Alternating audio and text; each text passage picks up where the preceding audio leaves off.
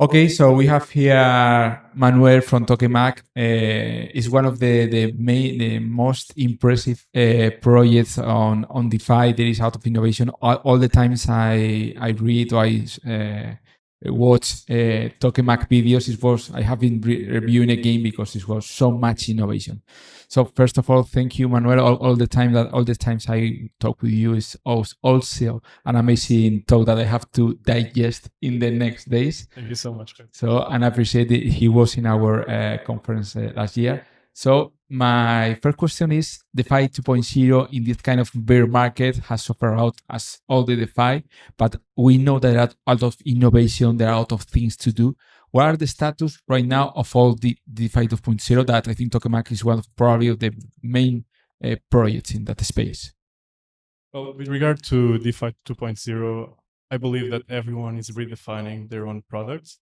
And I can only speak for Tokemak. I don't like to speak directly about other projects. And what we are doing is reassessing the initial product and just understanding how can we make a sustainable product that even during a bear market is capable of generating interest, now totally disconnected from inflationary incentives that were one of the shortcomings that existed on the original product.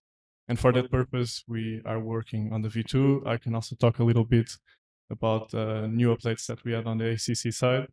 But that's what I believe that is going on right now. It's just reworking second versions and just reiterating. And fortunately, a lot of these projects are very much focused on that. Okay, about that issue, first of all, talking about general things, liquidity. That's a main topic. You are one of the players right now with the FTX, with all the things. Liquidity is like completely crushed.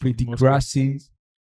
What's the liquidity status? How it's going to evolve? Is going to be more on decentralized space, or you think finally FTX are losing that battle or not? They will finally recover. What do you think liquidity? Because one of the things, the main probably innovation in DeFi is liquidity. Definitely. And DeFi 2.0 is also an next step in liquidity. Mm-hmm. And right now, liquidity in NFTs also. What do you think about liquidity, the crash in the liquidity?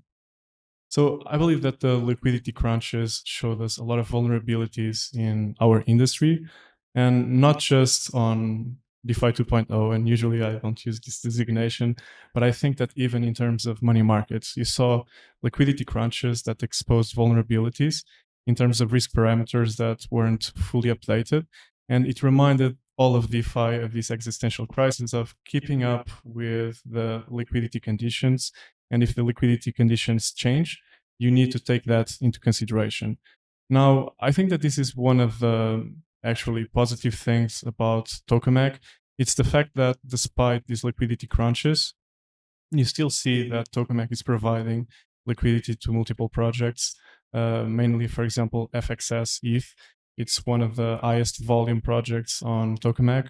And on that regard, it's interesting to see that a decentralized version doesn't pull that liquidity, and it's not liable to the centralized mistakes that we saw, for example, from FTX. Mm-hmm. And the entire balance sheet is obviously always verifiable by anyone that looks at the manager address or treasury address. Okay, and with the V2 that we are spending the version, how would be the role in general of Tokemak in the space, and how a company from our space have to look in Tokemak to help with the liquidity or whatever?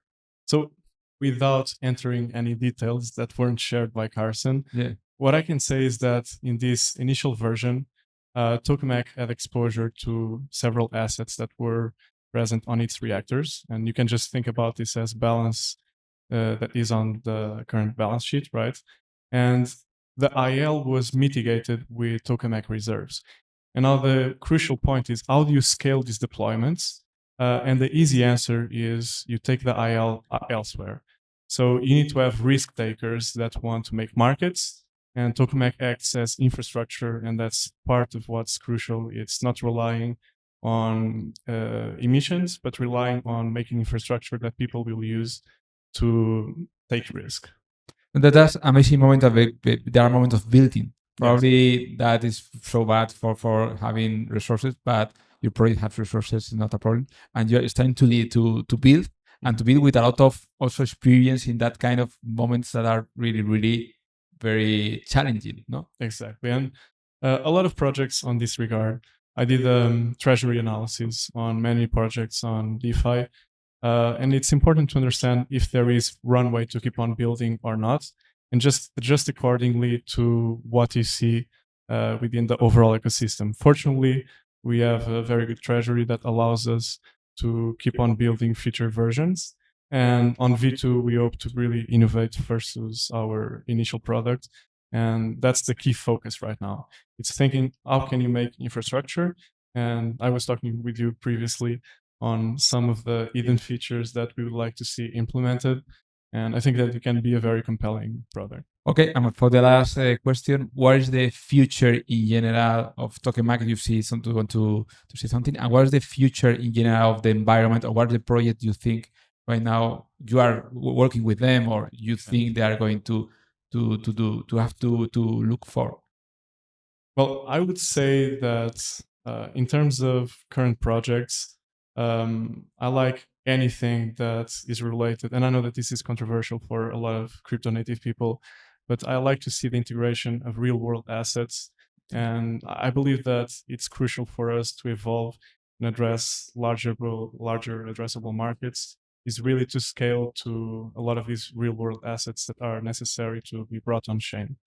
Now, in addition to this, and without naming or showing preferences for specific projects, I also want to see more products that allow you to, for example, take the risk that we were previously discussing with leverage, or being long volatility, which is a way to just have dual-sided markets where, regardless of the market regime, you can have demand for users that want to actually use your infrastructure and use your product.